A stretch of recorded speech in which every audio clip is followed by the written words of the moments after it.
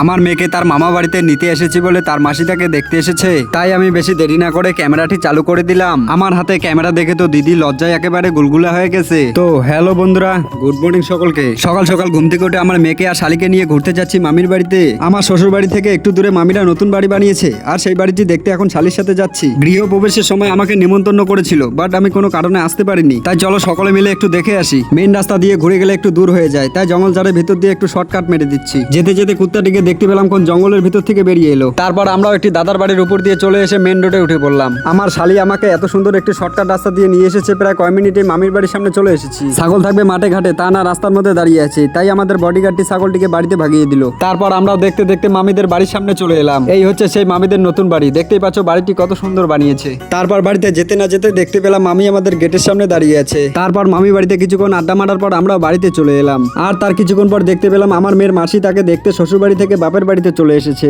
আমার দিদি আসার পথে একটি কর্নেটো নিয়ে এসেছিল, আর সেই কর্নেটো নিয়ে আমার শালি আর বউ মিলে কাড়াকাড়ি লেগে গেছে। তা দেখতে দেখতে প্রায় দুপুর পেরিয়ে সন্ধ্যা হয়ে গেল। এখন সবাই মিলে ঘরে বসে একটু আড্ডা দিচ্ছি। আমার বউ এদিকে মাথার পিছনে হাত দেখিয়ে বিটলামি মারতেছে। তা দেখে কিছুক্ষণ পর আমাদের বাড়ি কুত্তাটাও ঘরে এসে আমাদের গ্রুপে শামিল হয়ে গেল। কি আর করা যাবে, গ্রুপে নিয়ে নেই, বলতে না পারলে শুনতে তো পারে। আজকের ভিডিওতে আমার পাশে থাকার জন্য সবাইকে অসংখ্য ধন্যবাদ। চলো ভালো থেকো, দেখা হচ্ছে নেক্সট ব্লগে।